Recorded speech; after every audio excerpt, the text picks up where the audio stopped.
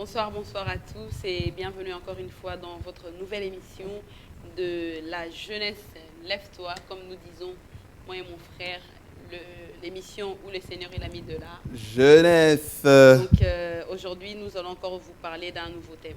Mais avant toute chose, bonjour mon frère. Bonjour ma soeur. Le thème d'aujourd'hui, moi j'aime. Oui. C'est le commencement. Le commencement de l'homme. Donc aujourd'hui, nous allons savoir si on a été créé par la poussière ou par... Pourquoi on a été créé? Pourquoi on a été créé, pourquoi? Ça on va savoir aujourd'hui. Non, moi je t'ai posé ça on va savoir aujourd'hui. Moi je suis pas l'invité. On va savoir aujourd'hui pourquoi on a été créé. Est-ce que tu as été créé pour crier? Est-ce que tu as été créé pour boire? Est-ce que tu as été créé pour adorer? Tout ça, là, on va savoir aujourd'hui. Exactement. Donc aujourd'hui, on reçoit pour vous un frère, un serviteur de Dieu, parce que nous sommes tous des serviteurs de Dieu. Dieu nous a envoyés pour faire un royaume des sacrificateurs. Ah oui, pour son Père. Le frère Christian, qui nous vient de la Belgique, il va essayer de répondre à nos questions. Moi, je me suis souvent posé cette question de savoir pourquoi Dieu nous avait créés. Donc aujourd'hui, on va tous savoir des réponses. Donc nous allons le recevoir pour vous. Bonsoir, frère. Bonsoir, ma soeur Anna. Comment allez-vous? Oui, je vais bien. Et vous? Ça va par la grâce de Dieu. Gloire à Dieu. Bonsoir, frère. Bonsoir, mon frère. Est-ce que vous pouvez juste nous amener dans la prière pour que nous puissions commencer avec Jésus. Amen. Et terminer avec Jésus. Amen. Et sans plus tarder, nous allons prendre un temps de prière. Priez avec nous, nos téléspectateurs. Prions ensemble. Alléluia. Éternel Dieu des armées, reçois toute la gloire, reçois toute l'honneur, Seigneur, car tu es celui qui doit recevoir de nous, Seigneur, ce parfum. Amen. Qui n'est rien d'autre que cette adoration. Seigneur, nous remettons ces instants qui est vraiment précieux. Nous voulons, Seigneur, ô Dieu, nous soumettre à tes instructions au travers de ta parole, Seigneur. Parle-nous et éclaire-nous, Jésus. Ceux et celles qui suivront ces messages, ces enseignements éternels de les armées, soient, Seigneur, interpellés par toi, instruits par toi, Seigneur. Au nom de Jésus-Christ de Nazareth, nous t'avons ainsi prié et nous disons Amen. Amen, amen, amen, peuple de Dieu. Amen. Frère, avant de commencer, nous allons directement, juste en quelques mots, qui est frère? Le frère Christian. Oui, le frère Christian était, c'est un frère. Vous êtes toujours, non? Je suis. Donc c'est le frère Christian. Moudjir est le nom de la famille. Et je suis chrétien. Je suis enfant de Dieu. Et voilà, donc je suis un bien-aimé du Seigneur. Voilà, juste remontez bien le micro pour que tout le monde voit comme ça. Voilà. Donc, voilà. Nous allons rentrer directement dans le vif de notre sujet aujourd'hui. Pourquoi Dieu nous a-t-il créés? Pourquoi Dieu a créé l'homme exactement? Amen. Sans plus tarder, donc voilà ces termes par rapport à la création. Donc le but à laquelle Dieu va pouvoir créer l'homme. Donc déjà à la base, il faudrait savoir l'adoration. Donc c'est vraiment la nourriture du Père. Donc Dieu ne mange que l'adoration. Et cette adoration n'est rien d'autre. C'est soumettre à Dieu. Cette adoration n'est rien d'autre aussi, cette forme d'intimité que l'homme doit avoir vis-à-vis de son Dieu. Donc si on comprend bien, Dieu nous a créés pour l'adorer. Oui. Donc, comme je disais bien, donc, à la base, donc, Dieu a créé l'homme pour pouvoir l'adorer. Et dans Genèse 1, 26, la parole nous dit que l'Éternel Dieu créa l'homme. Donc, ce terme créer, c'est aussi cette formation, dans la formation de l'homme. Donc, Dieu va pouvoir créer l'homme, il va pouvoir le façonner dans le seul but de l'adorer. Et cette adoration, même, on l'a vu, hein, donc, quand l'homme va être créé, dans le premier homme, quand il va être créé, voici que cet homme, il va être mis à l'extérieur, donc dans la nature. Donc, on voit bien que non, cet homme, une fois que Dieu le crée, eh bien, cet homme va se retrouver où? Il se retrouve dans la nature. Eh bien, lorsque Adam, ce premier homme, voyait tout ce que Dieu avait fait, tout ce que Dieu avait façonné, quand il voyait ses verdures, quand il voyait le ciel, quand il voyait la terre, il voyait tout ce qui s'y trouvait, eh bien, Adam glorifiait et Adam célébrait Dieu. Mais la Bible nous dit quoi? Dieu, quand il a tout créé, il a dit créons l'homme à notre image pour qu'il domine. Il n'a jamais dit pour qu'il nous adore. Dors. C'est ça. Comment comprendre Comment alors comprendre ça? Ok, Dieu a... très bonne question. Ok, Dieu a bien précisé, il a précisé, créons l'homme à notre image pour qu'il domine sur toute espèce sur la Oui, terre. sur tout ce que Dieu avait créé Dieu a avant lui. créé. Mais Dieu n'avait jamais utilisé le mot adoration. Maintenant, comment assimiler ça? Oui. Alors, voilà, donc merci Seigneur. Donc, parlant justement par rapport à cela, donc j'irai un peu, je parlerai un peu pour revenir justement par rapport à cette question que vous m'aviez faite, comment, parce qu'il est écrit, c'est vrai que Dieu a créé l'homme pour pouvoir, pour dominer, régner, c'est ce que les Écritures nous disent, on dit Amen, c'est la parole de Dieu. Alors, comment Dieu va-t-il dire, quand il crée l'homme, il dit, créons l'homme à notre image pour qu'il domine, Genèse 1, 26, pour qu'il domine. Donc, nous ne pouvons pas parler de l'adoration sans pour autant aller au ciel, pour voir cette adoration, comment elle a été. Donc, le premier, justement, je vais venir là où vous m'aviez posé cette question. Donc, la première créature que Dieu va façonner, que Dieu va créer, eh bien, c'était Satan. Il n'était pas créé Satan, mais il était Lucifer. C'était un archange protecteur, selon Ézéchiel 28. On voit bien que cet ange, qui n'est rien d'autre, qui protégeait, qui était en train, qui travaillait tout autour du trône de Dieu dans l'adoration, parce qu'il était là pour préserver cette sainteté de Dieu. Et il nous est dit dans la parole que l'orgueil s'empara de lui. Et voici que Lucifer, cette créature que Dieu avait façonnée, parce que le jour où Dieu va le créer... Frère, rapprochez bien le micro, comme ça on l'entend bien. Voilà. Amen. Donc le jour où Dieu va créer Lucifer, donc... la parole de Dieu nous dit, Dieu va convoquer tous les anges pour voir comment est-ce que Dieu avait pris son temps de pouvoir créer cet homme, cet archange. Il était un archange protecteur, selon la parole, selon Ézéchiel 28. Et cet ange va avoir l'orgueil dans son cœur, il va vouloir être adoré comme Dieu. Or, Dieu, seule l'adoration lui revient. Alors, il nous est dit dans la parole que non, le Seigneur va le chasser, selon Apocalypse 12. Il va descendre cet ange. Et Dieu, comme il est souverain, avant même que Dieu n'ait créé l'homme, il avait déjà la pensée de l'homme. Pourquoi je dis ça? Parce qu'il fallait que cette adoration revienne. Parce qu'à un moment donné, au ciel, eh bien, Satan, parce que la première rébellion dans l'histoire de la Bible, donc dans l'histoire, donc c'est Satan qui s'est rébellé. Alors Dieu, en le chassant, eh bien Dieu, qu'est-ce qu'il va faire? Parce qu'il est Dieu, il est Yahvé. Et Dieu va pouvoir avoir dans les pensées du Père l'idée de créer l'homme, alors que l'homme a été créé le 6e jour selon la parole. Donc Dieu a créé l'homme parce que Satan l'avait en fait désobéi. C'est pour ça que Dieu a créé l'homme. Non, je dis ceci, Dieu, lorsque Satan va pouvoir se rebeller contre le Seigneur, et le Seigneur va le pourchasser sur terre, il va être chassé. Et cette adoration qui était sans cesse, eh bien, il y avait plus, enfin, l'archange Satan qui travaillait tout autour, eh bien, il a pris avec lui un tiers des anges, nous dit la parole. Alors Dieu, dans ses pensées, il avait déjà la pensée, avant Genèse 6, Dieu avait cette pensée de pouvoir créer l'homme. Et il va former l'homme. Pourquoi je dis ça? Parce que Lucifer, il lui a été confié, donné la charge, voilà, de coordonner toutes choses au ciel. C'est lui qui avait la gérance. Parce qu'il était placé sur la montagne de Dieu. Parce que la montagne symbolise la présence de Dieu. Et Lucifer y était au-dessus. C'est lui qui coordonnait la louange, l'adoration au ciel. Que toutes les choses se fassent ordonner. Et voici que cet ange va être pourchassé. Et Dieu, le 6e jour, il va pouvoir créer l'homme à son image et à sa ressemblance. Or, l'homme à laquelle Dieu va créer, le but était de remettre à l'homme la gérance.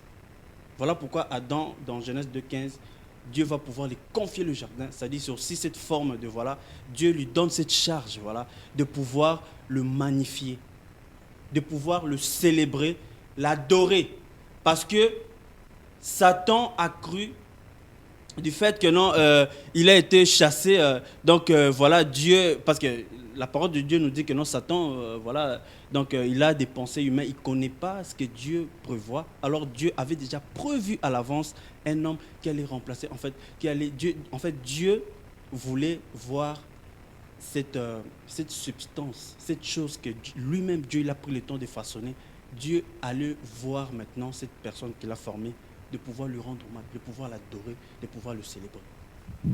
Donc, Dieu avait créé l'homme Pour compenser la fils- perte, la trahison de Adam Je et reviens. la trahison de... Je reviens à ma question.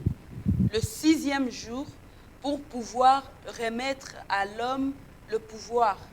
Donc, ce que Satan avait le pouvoir.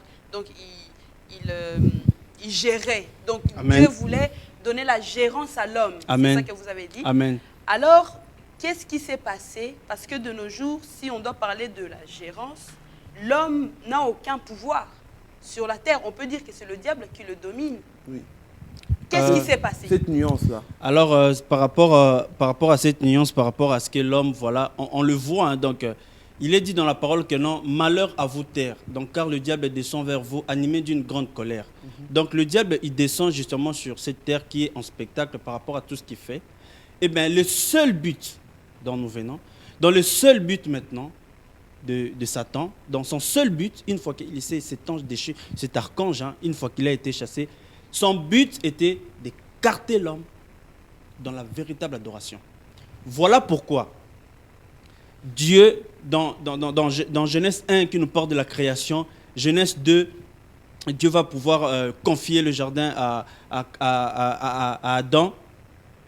Il avait cette gérance. Alors, parce que la parole nous dit que non, c'est Adam qui a donné les noms aux animaux. Lion, tigre, tout c'est Adam qui a donné ça. Et c'était aussi cette forme, parce que la parole de Dieu nous dit que non, Dieu fit venir les animaux vers Adam pour voir comment est-ce que l'homme les appellerait, dans l'intelligence que Dieu avait dotée déjà à l'homme. Et l'homme ne faisait rien d'autre que non, célébrer dans cette louange, cette adoration. C'était aussi par rapport du fait que non, cet homme s'est retrouvé parmi la création. Et il célébrait Dieu par rapport à tout ce qu'il voyait. Et le but de Satan, c'était maintenant d'écarter l'homme dans la véritable adoration.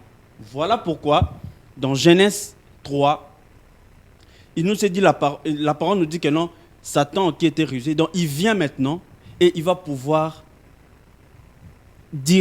il va pouvoir distraire l'homme, il va pouvoir l'écarter justement de cette forme d'adoration en entrant par la Et femme. par rapport à ça, la création de l'homme, quand on parle de la création, le premier homme c'est Adam. Est-ce que la création d'Adam et la création de Ève a le même but ou Ève avait un autre but? Ok. Et par rapport à cela, voilà, c'est une bonne question. La femme, dans la parole, symbolise l'Église, l'Ecclésia, l'Église du Seigneur. La femme a été toujours symbolisée par l'Église. Et Adam, justement, c'est l'image c'est l'image de Christ. Donc, c'est le chef. On est bien d'accord, hein, selon la parole. Et il n'y a pas tellement une grande différence, dans le sens où je veux dire que non. En fait, la femme n'est qu'une aide semblable. C'est une aide par rapport à son mari. Et la parole de Dieu nous dit que non, Christ est l'époux. Et nous, chrétiens, nous sommes la femme. Parce que la femme, la femme dans la Bible représente l'Église. Et nous, chrétiens que nous sommes, l'épouse du Seigneur Jésus, nous ne sommes rien d'autre que...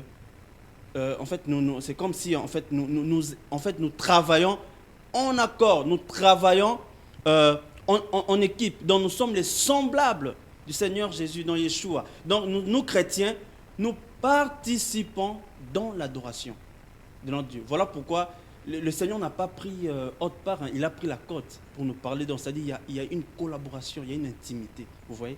Donc voilà, donc ça s'est fait de pair. Et je ne sais pas si je réponds à ta question. On peut Amen. dire oui. Alléluia, Moi, gloire au maintenant, Seigneur. je mets une pause et je reviens en arrière. Amen. La création de l'homme a débuté quand? Ok, ça c'est vraiment voilà, une grande question. Alors, Genèse, c'est le commencement. Dans Genèse, c'est le commencement de toutes choses. Nous, quand on voit, c'est vrai qu'on voit, on voit Genèse, on s'est dit, bon voilà, voilà Genèse, le commencement. Mais Dieu n'a pas de commencement, il n'a pas de fin, nous dit la parole. Amen. Donc selon justement Apocalypse, hein, donc Apocalypse, selon Apocalypse 8 qui nous dit, donc il est l'alpha et l'oméga, il n'a pas de commencement, il n'a ni fin. Genèse, c'est le commencement. Ce terme veut dire en grec en hébreu également, ce terme veut dire Bereshit. Le Bereshit bara, donc c'est les commencements. Donc l'humanité aussi vaste, aussi grand, eh bien, cette humanité, eh bien, toute création, tout ce que Dieu a fait, toutes ces choses, frères, sœurs, vous qui me suivez, eh bien, l'humanité ne peut même pas contenir Dieu. Cette humanité, en fait, alors qu'il y a des milliers de galaxies, il y a tellement de choses dans les airs, eh bien, notre Dieu, là où siège Adonai, la parole de Dieu nous dit que non, que les cieux des cieux ne peuvent même pas le contenir. L'histoire de l'homme, frère, ce n'est pas ce qu'on nous apprend aujourd'hui. Parce que c'est justement, il y a une vidéo qui est en ligne que nous sommes justement en train de parler de ce pourquoi Dieu nous a-t-il créés. Parce que Dieu, à la base, il dit, parle de ces choses parce qu'elles sont mal comprises. Vous voyez? Et maintenant, ce que je disais que c'est important de savoir que le but à laquelle Dieu va créer l'homme n'est rien d'autre pour le façonner, n'est rien d'autre pour Dieu façonne l'homme, n'est rien d'autre que pour l'adorer. Alors l'origine de l'homme, cette thèse qui est complètement, je veux dire, Darwin qui a pu parler des choses, il a dit que non, l'homme est le produit de l'évolution. Vous avez vu toutes ces choses. Eh bien, toutes ces choses-là nous viennent d'où? Eh bien, ces choses, ça vient par rapport à la pensée de l'homme. Vous voyez, l'homme vient avec son intelligence, justement, parce que Satan est derrière toute chose. Et l'homme va venir par rapport à la puissance de Satan, parce que Satan il vient d'une manière subtile, hein, donc tu ne peux pas savoir qu'il est là, mais il est là présentement. Et il va pouvoir détourner les hommes. Voilà pourquoi il est dit dans la parole, que dans le livre de Ecclésiaste, la parole de Dieu nous dit que non, Dieu, Yahvé a créé toutes choses bonnes, mais l'homme est venu et a fait les détours. Maintenant, frère, parce que là on est parti dans les Écritures. Amen, frère. On a compris un peu dans la spiritualité, Alléluia, l'histoire du commencement.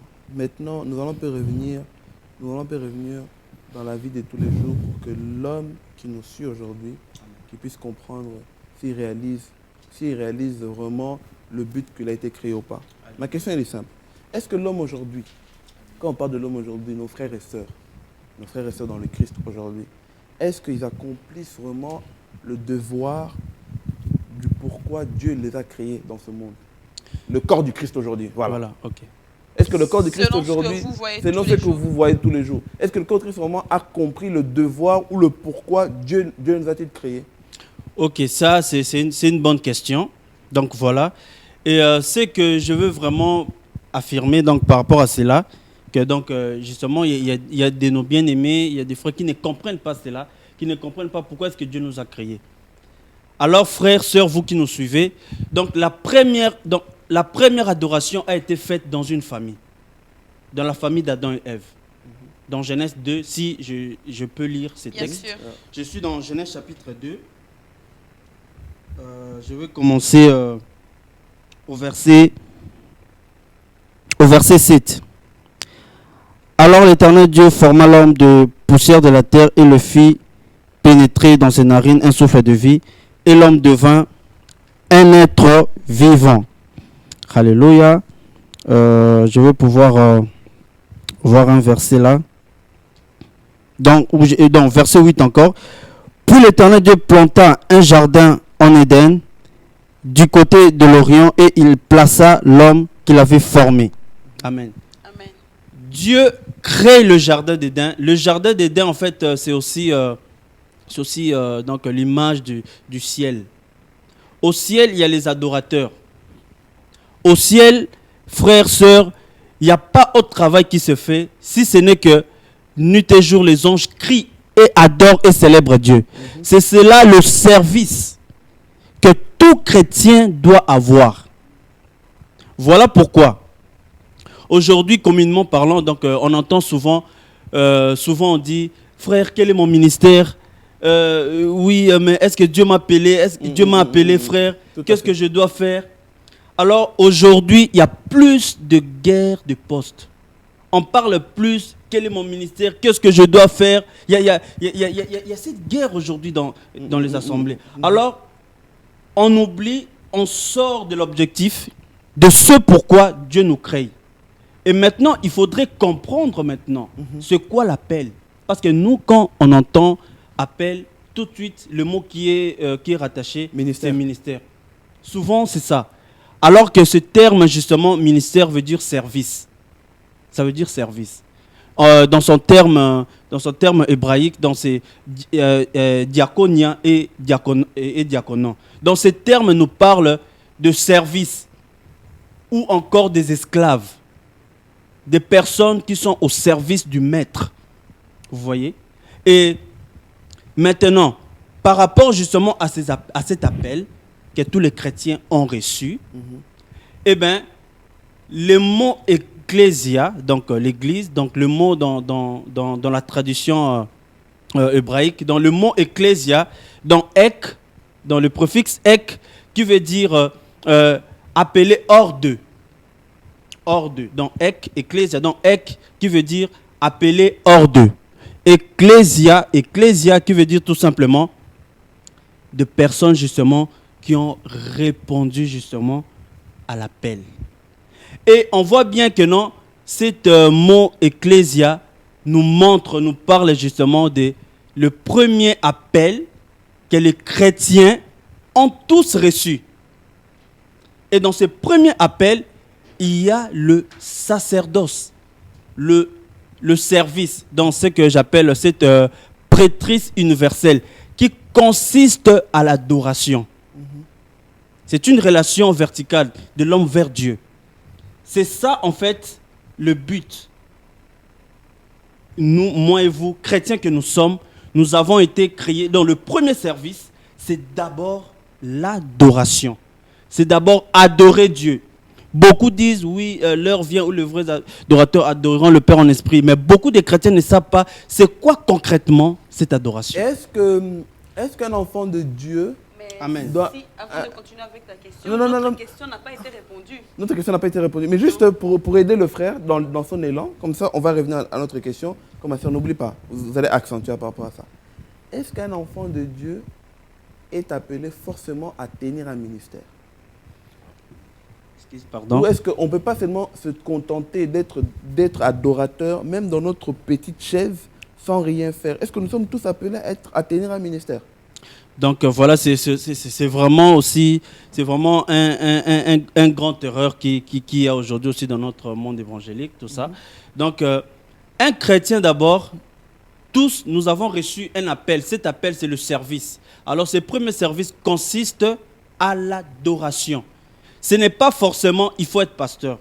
Ce n'est pas forcément il faut être prophète, docteur. Non, c'est pas ça. D'ailleurs, tous les chrétiens, si vous voulez, dans tous les chrétiens en fait, dans tous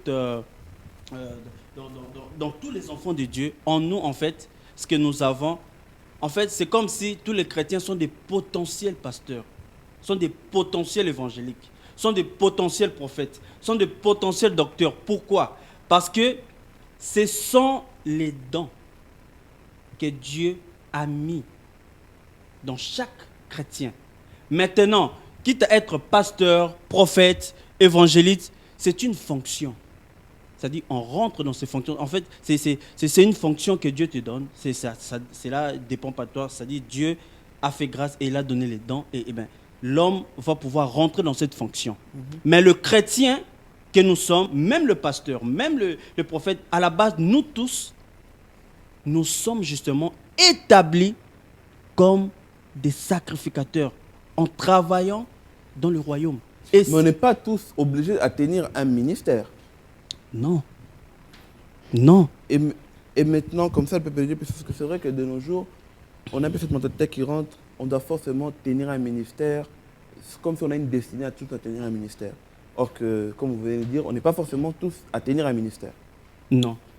Et maintenant, par rapport à notre question, comme ma soeur vient de préciser, parce que vous nous avez développé, mais vous n'avez pas encore répondu. L'homme aujourd'hui, Amen. est-ce qu'il a compris? Il accomplit le devoir du pourquoi il a été créé. Donc, Nous les chrétiens. Vraiment, ce que je veux dire, donc, c'est l'homme, le chrétien, eh ben, nous n'accomplissons pas, nous ne faisons pas ce que Dieu veut. Pourquoi? Eh bien, tout simplement parce que nous pensons que adorer Dieu n'est rien d'autre que consiste seulement à aller dans une église, comme beaucoup le disent. Et c'est ce qui fait une barrière. Parce que Dieu dira à la femme samaritaine, vous adorez ce que vous ne connaissez pas. Dans Jean 4, verset 23. Vous adorez ce que vous ne connaissez pas. Mais nous adorons ce que nous connaissons. Alors que ce peuple priait, adorait le Dieu d'Abraham, d'Isaac et de Jacob. Mais Dieu, pourquoi Jésus va-t-il parler comme ça à la femme? La femme, rappelez-vous bien, comme j'ai dit au début, donc la femme représente l'Église. Donc les chrétiens ne comprennent pas ce pourquoi Dieu les a créés pour pouvoir l'adorer. Et cette adoration s'est faite en esprit et en vérité. Car la parole de Dieu nous dit, Jésus dira à la femme samaritaine dans Jean chapitre 4, verset 23, que l'heure vient où les vrais adorateurs adoreront le Père en esprit et en vérité. Amen. Donc cette adoration, elle s'est faite d'abord en esprit et en vérité. Donc le Seigneur est clair, il dit à la femme, l'heure vient, ce n'est pas que vous n'allez plus adorer dans les montagnes, mais cette adoration s'est faite justement intérieurement, spirituellement. Parce que le problème qu'il y a aujourd'hui dans notre monde chrétienté, nous pensons que non, pour adorer Dieu, il faut nécessairement aller à l'église comme beaucoup le disent. Or, c'est faux. Alors que la parole de Dieu nous dit dans Matthieu 18, 22, que là où 2 ou 3 personnes s'accordent à mon nom, je suis là. Voilà l'ecclésia. C'est là où justement l'adoration, elle se plie. C'est là où l'adoration commence. C'est ça en fait. Parce que on peut se retrouver dans les assemblées de temps à autre. Mais adorer Dieu, c'est aussi cette forme de reconnaissance à Dieu. C'est aussi cette forme de, comme Jacques 4 nous dit, dans Jacques 4, 7, c'est aussi cette forme de se soumettre, de se plier à Dieu. Alors beaucoup de chrétiens ne comprennent pas ce pourquoi Dieu les a créés. C'est pour l'adorer.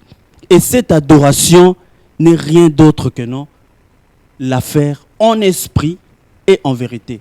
Et donc, en une phrase, amen. Une simple phrase, c'est quoi l'adoration? Alors, que le peuple puisse comprendre, en quelque sorte. Par rapport à l'adoration, donc l'adoration, c'est le, donc par rapport, je vais pouvoir prendre même un texte, Genèse 22, pour pouvoir répondre à la parole. Lisez avec nous. Lisez avec nous. Donc nous sommes dans Genèse chapitre 22. Que le Seigneur soit béni pour sa parole. Amen. Donc je suis au verset 4. Le 3e jour, Abraham, ayant levé les yeux, aperçut l'endroit de loin. Et Abraham dit à ses serviteurs, restez ici avec l'âne. Moi et l'enfant, nous irons jusque-là pour adorer. Puis nous reviendrons vers vous. Amen. Donc ça, ici, en fait, nous sommes sous l'alliance. Donc ici, Abraham, le père de la foi, dans notre père de la foi, cet homme va pouvoir recevoir, donc Dieu va le parler. Et après 25 ans d'attente, donc il n'avait pas une descendance propre de lui. Et Dieu va lui donner Isaac. Et Dieu va lui redemander ça. Donc je sais où je veux vous emmener. Et Dieu va lui demander cet enfant. Et Abraham va aller avec ses serviteurs. Et Abraham dira à ses serviteurs, restez ici, moi et mon fils, nous allons adorer. Bien-aimés, vous qui nous suivez, est-ce que la Bible a-t-il dit faux? Parce que Abraham est allé sacrifier son fils. Nous sommes bien d'accord. Mais les Écritures nous disent, il dit à ses serviteurs, restez ici, moi et mon fils, nous allons adorer. La Bible n'a pas dit faux, frère. Pourquoi je dis ça? Je reviens à ta question. L'adoration égale sacrifice. Mais aujourd'hui, dans le temps, Abraham était parti sacrifier son fils. Où on ne voit pas, où on dit que voilà. Abraham est monté pour chanter. Voilà. Voilà. Donc, justement. Maintenant, restons juste par rapport au sacrifice. Alléluia. Aujourd'hui, maintenant, on doit sacrifier quoi? Alléluia. Donc je continue. Oui. Continuez comme ça, vous expliquez ça. Alléluia. Merci Seigneur. Et puis nous allons parler aussi de l'adoration dans cette facette. Voilà de la sœur. D'abord dans le sacrifice. On doit sacrifier quoi aujourd'hui? Alléluia. Alors, ce qu'on doit sacrifier, On voit bien que Abraham va sacrifier son fils, celui qu'il aimait tant. Voilà. Et nous aujourd'hui, on doit sacrifier quoi? Alléluia. Et maintenant, qu'est-ce que nous devons justement sacrifier à Dieu? Alors, on doit donner à Dieu ce qui te fait mal. Donc, nous donnons à Dieu ce qui lui revient. Eh bien, nos vies. Nos vies ne nous appartiennent pas. Nos vies, frères, sœurs, nos vies, elle n'est pas... Il n'y a pas comme j'entends aujourd'hui des langages, oui, c'est ma vie privée. Non. Dieu se réclame de nos vies. Vous avez vu Isaac ici? Eh bien, c'est Abraham, il tenait à son fils. Eh bien, le père va lui demander ça. Regardez un peu le niveau, le père de la foi va dire, mais attends Seigneur, tu me donnes, mais tu me redis comment? Mais il va le faire. Vous avez vu l'obéissance? Et ce que Dieu veut, c'est nos vies. C'est l'offrande de nos vies. C'est donner nos vies, notre corps, notre âme à Dieu, comme un sacrifice vivant à Dieu. Voilà pourquoi le livre de Romains, chapitre 12, verset 1, nous dit, par rapport à cette question, mon frère, Paul dira, offrez vos corps comme un sacrifice vivant à Dieu. Et il continue, agréable et saint, ce qui sera pour vous un culte raisonnable. Alléluia, je dis gloire à Seigneur. Donc cela veut dire quoi? L'adoration n'est rien d'autre que le sacrifice, en fait l'abandon de nos vies à Dieu. De ce qu'on a le plus cher au monde. De ce que tu as le plus cher. En fait, nous regardons, nous voyons. Personne n'aime mourir. Personne n'aime mourir. Hein? Non, il faut être sincère, frère. Personne n'aime mourir. Donc, tout le monde tient à sa vie. Les humains, ils tiennent à leur vie.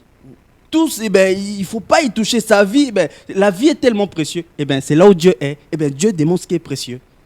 Mais pourquoi aujourd'hui, comme Alléluia. ma soeur elle a dit, l'église aujourd'hui, on a souvent tendance à croire que chanter, c'est ça Alléluia. l'adoration. Alléluia. Pourquoi? C'est vraiment... Ou on peut revenir sur la question.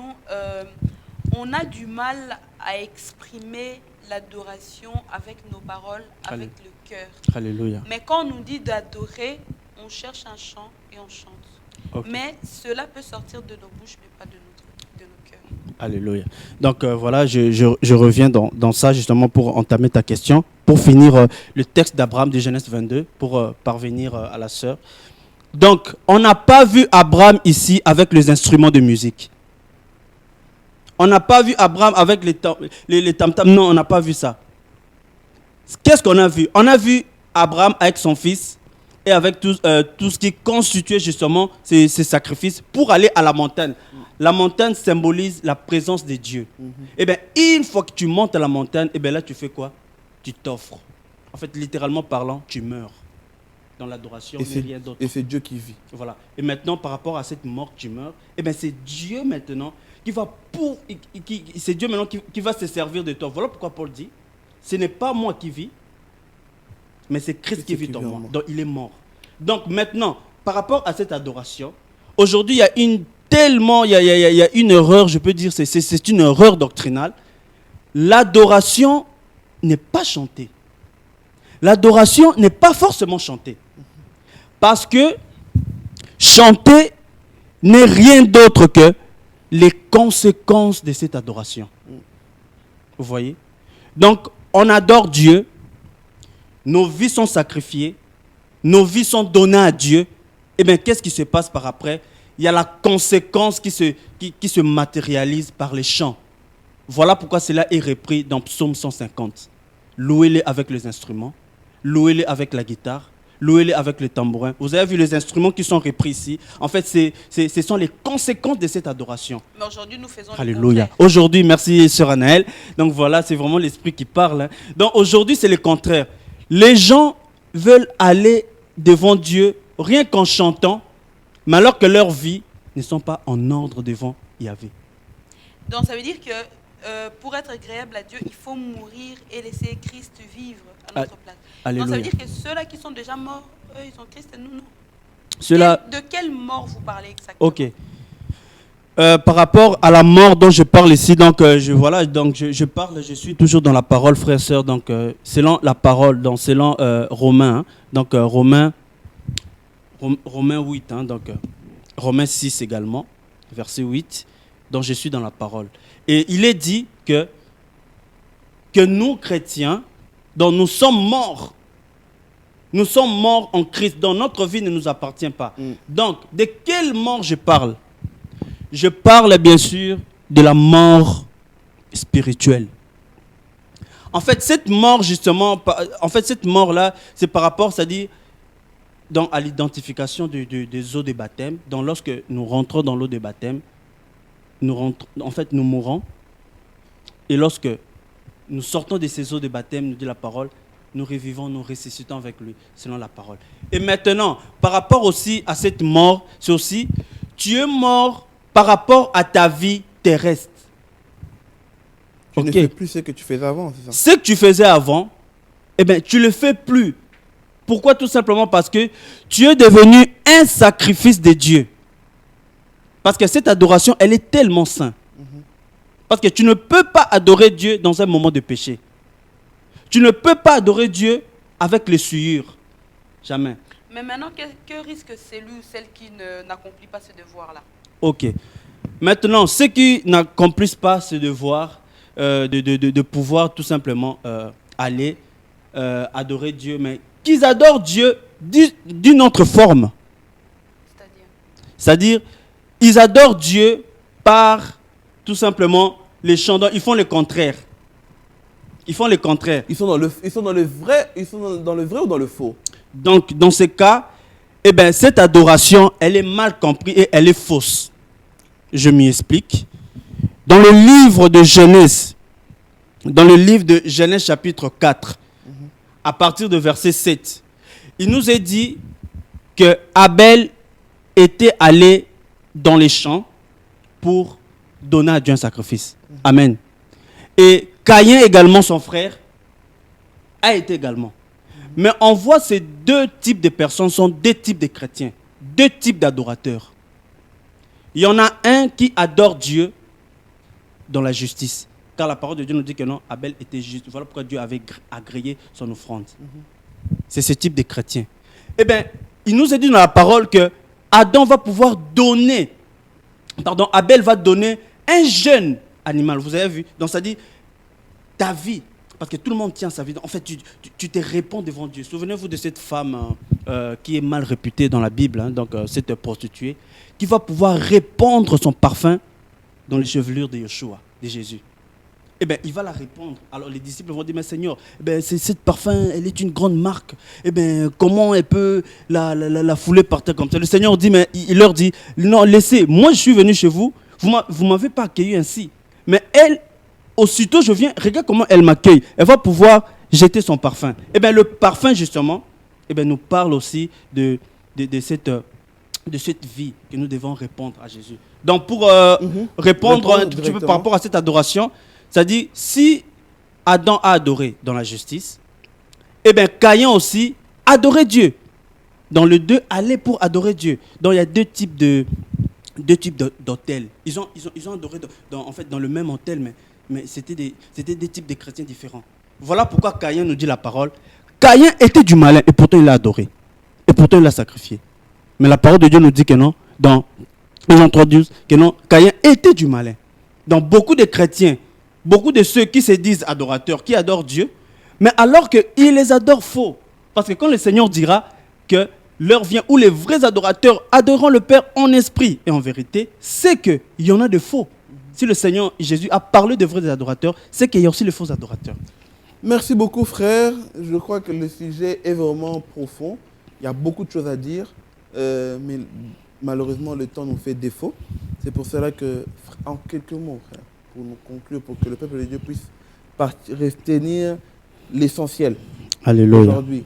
Maintenant, parce que quand on parle de connaître le but, Alléluia. Connaître le but ou le devoir, pourquoi Dieu nous a créés, c'est en quelque sorte la volonté de Dieu. Alors, maintenant, comment on doit faire, ou comment celui qui ignore, comment il doit faire, ou qu'est-ce qu'il doit retenir aujourd'hui pour pouvoir revenir dans l'essentiel, dans le but, dans le plan que Dieu nous a créé. Oui, ok. Donc, comment est-ce que les gens doivent s'y prendre? Voilà. Pour revenir dans l'adoration, pour comprendre. Pour les Caïens qui adorent mal, et pour ceux-là qui n'ont pas encore compris. Qui n'ont pas encore compris. Ok. Frère, ce que j'aimerais tant vous dire, que nous chrétiens, nous avons une seule culture. Et notre culture se réfère à la parole de Dieu. Pour adorer Dieu, véritablement, tu dois connaître qui il est. Ok. Et cette adoration, nous dit la parole, eh bien, la femme qui représente l'Église, adorer. Mais le Seigneur dira, vous adorez ce que vous ne connaissez pas. Donc le Seigneur Jésus est venu révéler à la femme qui il est. C'est pour ça que je dis, pour adorer Dieu, frère, sœur, tu dois connaître qui il est. Et on peut se retrouver de temps à autre dans les assemblées. Mais cette adoration se fait en esprit. C'est-à-dire, chez toi, à la maison, tu peux adorer Dieu. Tu peux adorer Dieu en famille. Et cette adoration se fait aussi de par ta vie. Ta manière de vivre. Ta manière de te comporter dans la société, dans ton travail, ton langage, comment tu parles, comment tu exprimes avec les gens. Eh bien, ce sont les païens qui doivent voir justement, celui-là c'est un chrétien, celui-là c'est un adorateur. Eh bien, c'est ça pour pouvoir dire en un mot, clarifier un peu par rapport à cette... donc c'est quoi concrètement donc, cette adoration pour que vous ayez l'image. Donc, si je peux lire un texte, frère. Le verset pour conclure. De Claude, okay. Pour conclure. Dans Lévitique. Je suis dans Lévitique, chapitre 3. Je commencerai au verset 3. De ce sacrifice d'action de grâce, il offrira en sacrifice fait par le feu à l'Éternel la graisse qu'il enveloppe les entrailles et toute celle qui est adhérente, les 2 oignons avec la graisse qui les entoure et qui tient aux lombes, afin la membrane qui recouvre la foi et qu'on détachera après des rognons. Le fils d'Aaron fera fumer tout cela sur l'autel par-dessus l'holocauste, placé sur le bois qu'on aura mis au feu. C'est un sacrifice consumé par le feu d'une odeur agréable à Dieu. Amen. Hein? Ici, nous sommes dans Lévitique. Hein? Dans ces termes, dans l'hébraïque, dans ces termes veut dire « il parla » en hébreu. Donc, ces termes veut dire « il parla ». Donc, Dieu va parler, il va donner une certaine manière comment il y avait notamment des offrandes qui étaient données, qui étaient amenées par le peuple. Mais il y en avait précisément un qui était plus grand. Sous Moïse, il y avait 5 offrandes. Donc, parlant justement de l'adoration dont je vais conclure. Et la première offrande, c'était l'offrande de réparation, l'offrande de culpabilité, l'offrande de pardon. Et il y avait aussi l'offrande d'action de grâce. Et la 5e, c'était l'offrande qui s'appelait l'Holocauste. Alors l'Holocauste, c'était l'offrande la plus grande. Et c'était la seule offrande qui était consumée entièrement par le feu. Et c'était la seule offrande qui revenait à Dieu. Et dans le terme holocauste, veut dire brûler entièrement. En hébreu, Ola, donc O-L-A-H, donc brûler entièrement. Le sacrifice était consumé. Le sacrifice était complètement fumé. Et le sacrificateur ne pouvait même pas en manger, ne pouvait même pas prendre quelque chose. Parce que d'autres offrandes, il pouvait en manger, comme nous dit la parole. Mais l'Holocauste, elle revenait entièrement à Dieu. Et c'est la seule offrande qui était consumée par le feu et d'une odeur agréable à Dieu. Voilà, Romain, Paul, l'apôtre, va nous dire plus loin dans Romains, et il va dire justement que cette offrande, l'Holocauste, il y a une liaison par rapport, c'est-à-dire nos vies. Dieu te met sur une autel, Dieu me met sur un autel, ma soeur Anaëlle, Dieu te prend, elle te met sur un autel, le feu arrive, le feu te consume, tu es complètement consumé, il n'y a plus de réaction. En fait, les gens peuvent t'insulter, en fait, tu réagis pas parce que tu es mort. La seule chose que tu fais dans ta bouche, c'est quoi? C'est l'adoration. Les gens t'insultent, les gens parlent mal de toi, toi, tu adores Dieu. Voilà pourquoi il y a tant de problèmes dans le monde.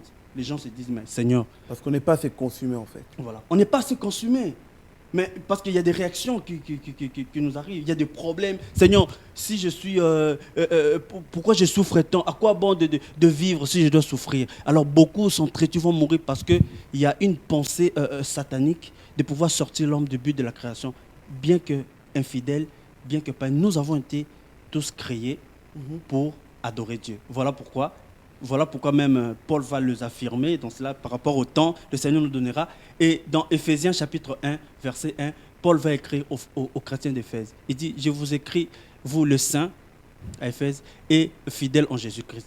Verset 4, verset 12 également et verset 14, Paul nous dit, vous avez été créés. Donc Paul rappelle aux chrétiens d'Éphèse à l'ordre. Vous avez été créés dans le seul but pour adorer, pour célébrer Dieu. Donc le mot adorer et célébration revient dans le texte de Éphésiens 1 à plus de 3 fois le mot célébration. Vous avez été créés pour adorer, vous avez été créés pour célébrer, vous avez été créés à la louange de sa gloire. Voilà ce pourquoi Dieu a créé l'homme, c'est pour le magnifier, c'est pour l'adorer. Amen, amen. Alléluia. Merci beaucoup. Surtout des versets, vraiment, le conseil que je donnerai la prochaine fois, prenez déjà vos Bibles à côté de vous. Soyez comme des chrétiens, nous répétons souvent, soyez comme des chrétiens de béret. Quand on dit les versets, vous allez vérifier, vous lisez, en même temps vous apprenez. Parce que nous avons un esprit de Dieu, surtout le Saint-Esprit qui est là pour nous révéler des choses. Peut-être en lisant, il va encore plus t'enseigner. Alléluia. Nous avons Amen. été bénis par ce thème. Je crois que c'est un thème qui va revenir dans l'avenir. Nous allons encore développer dans notre facette pour comprendre pourquoi Dieu nous a créés et sur l'adoration. Parce que l'adoration, c'est vrai que parfois, elle est mal comprise ou mal interprétée, mais nous sommes là pour remettre les pendules à l'heure. Je crois que nous avons Alléluia. été bénis, ma sœur. Voilà. Nous avons été bénis, le message était clair. Dieu nous a édifiés par son enfant. Donc, Amen. la prochaine fois aussi, restez branchés. Nous aurons des thèmes, beaucoup de thèmes, et nous serons édifiés. Ainsi, nous pourrons nous préparer pour la venue du Christ. Que Dieu vous bénisse abondamment et merci encore à notre frère Christian. Merci, gloire au Seigneur. À notre invitation. Que Dieu vous bénisse abondamment. Qui vous bénisse aussi, frère. Voilà, Amen. sur notre chaîne TV La Foi en Jésus Allez. et aussi sur notre Facebook. Nous sommes toujours en ligne. Envoyez nous vos remarques ainsi que vos messages et nous allons vous répondre. Merci beaucoup, que Dieu vous bénisse. Merci, que Dieu vous bénisse.